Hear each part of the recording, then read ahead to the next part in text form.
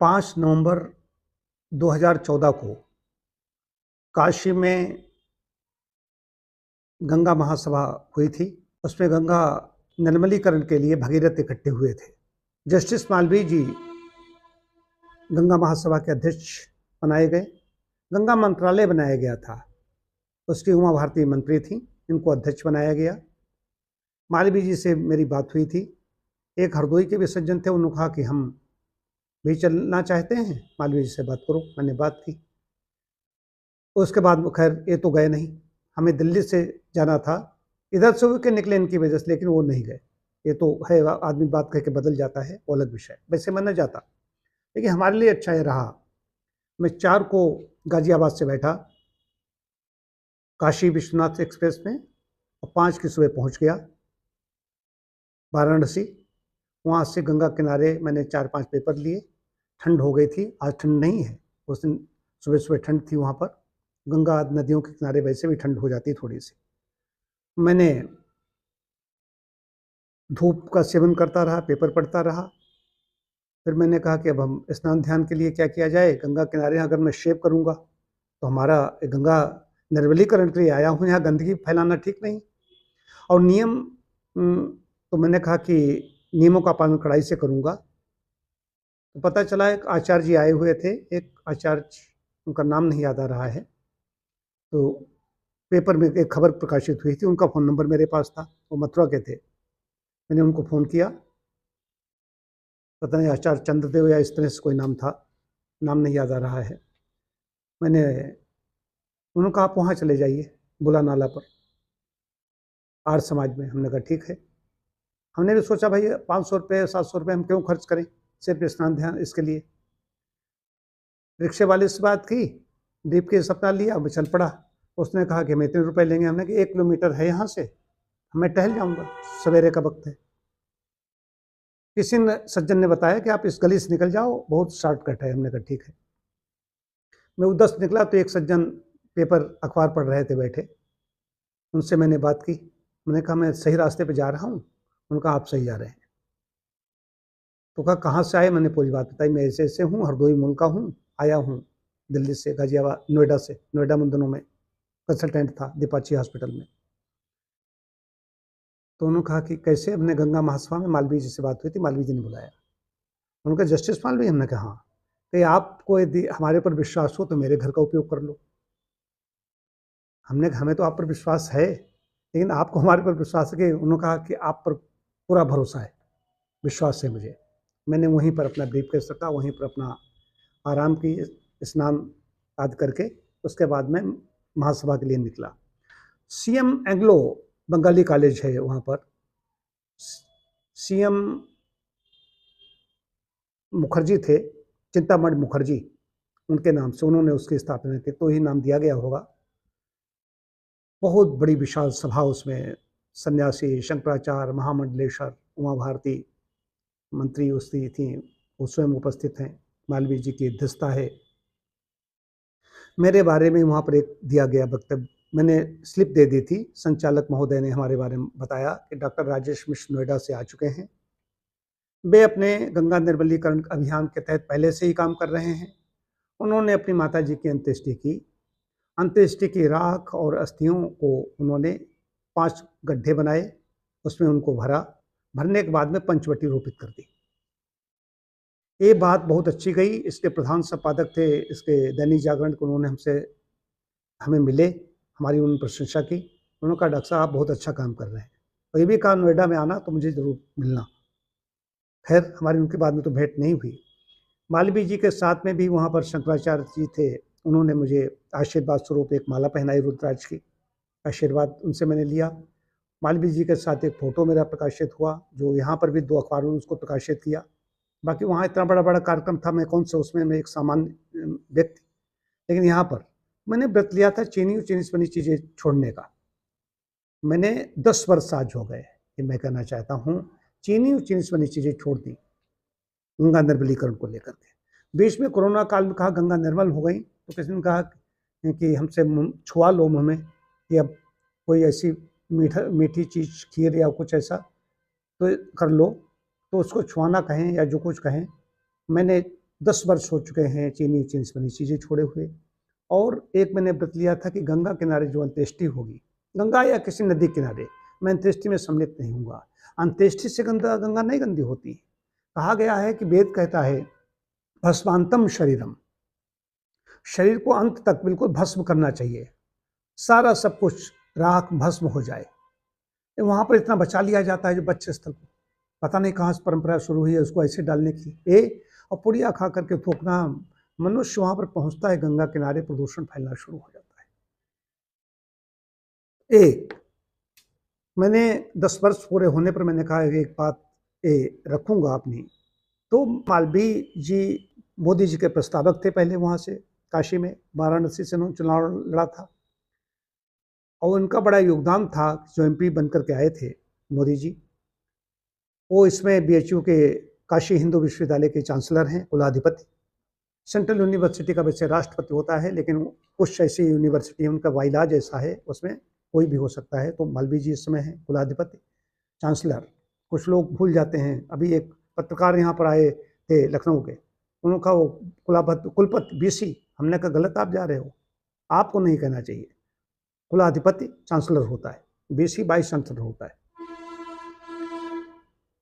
मालवीय जी हमारे यहाँ भी आए थे, खरिया आए थे, हमारे यहाँ उन्होंने शिलान्यास किया था। वो पहले कर चुके थे, ये 28 नवंबर 2013 को उन्होंने हमारे यहाँ खरिया में शिलान्यास किया था कायाकल्प केंद्रम का, जो हमारी कल्पना है, जिसपे पेड़ों पर ट्री हाउस वगैरह हमारी बनाने की योजना थी। नीचे कमल खिलता है उसमें, वो तो उसमें वक्त जा रहा है कि चकबंदी हो जाए, खेती इकट्ठी हो जाए। तो अब उसमें नया विचार आ गया था, इसलिए नहीं तो हमारा सपना वो है।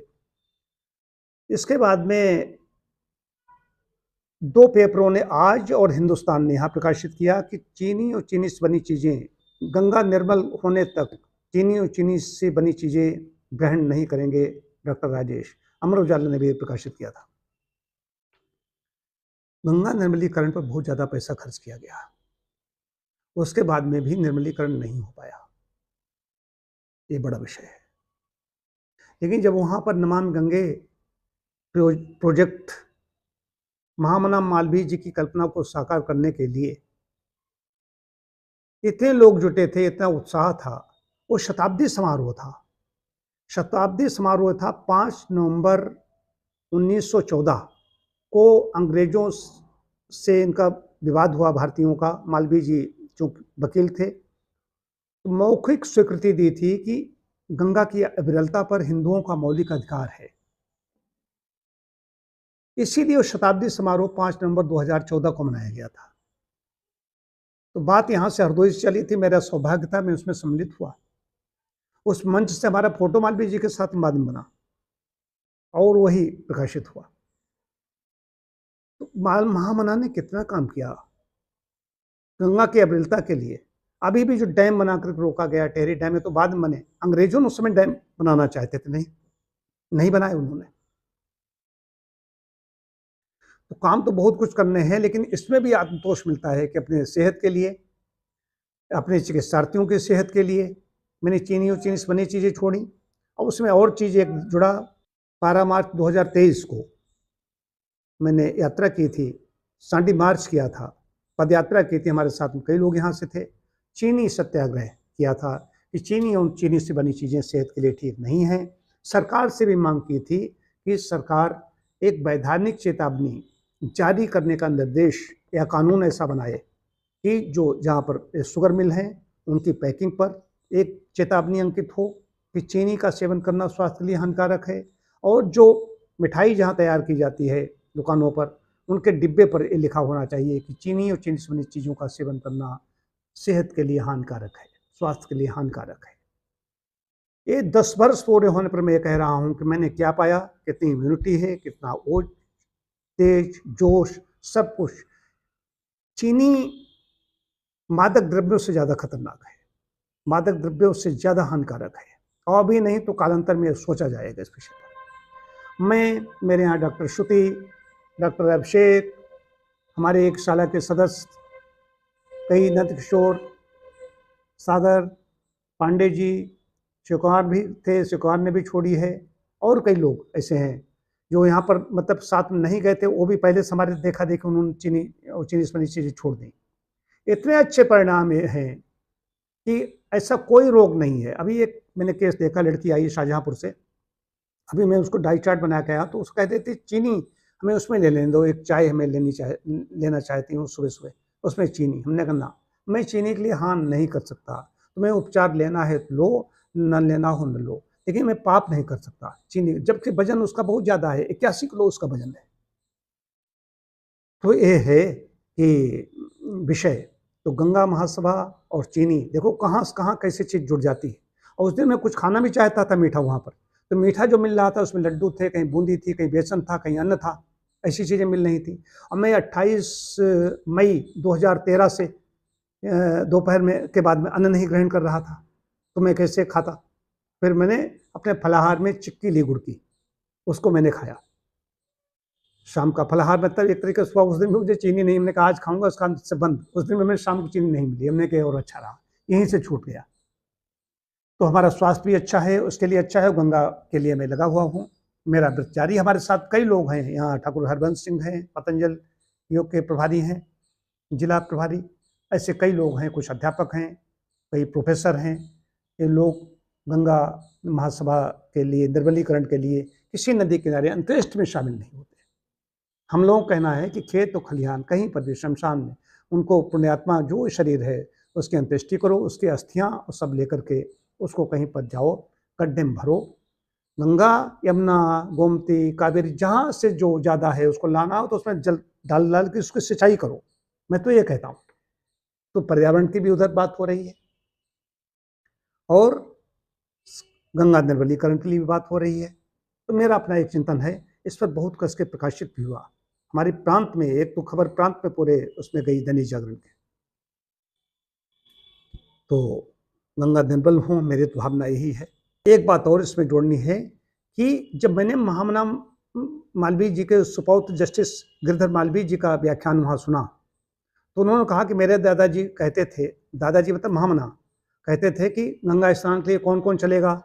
तो मालवीय भवन में रहते थे। प्रयागराज में भी उनका आवास है, लेकिन मालवीय भवन में रहते थे। तो मालवीय भवन में कहते थे कि कौन कौन गंगा स्नान के लिए चलेगा? तो हम सब बच्चे कहते थे हम चलेंगे दादाजी, हम चलेंगे। तो उन्होंने कहा जिनको जिनको चलना है सुबह स्नान करके तैयार हो जाएं। तो उनका स्नान करके, गंगा स्नान करके करने के लिए दादाजी जाते थे, हम लोग जाते थे। ये ज्ञान मिला। नहीं पता चला यहाँ से ट्रेन से उतरे और गंदगी अपने उसमें धोना शुरू कर दी। तो गंगा में गंदगी धोने के लिए नहीं जा रहे हैं, पवित्र नदी है, स्नान करके स्नान करने की बात कही, ये मुझे नई बात उसमें मिली।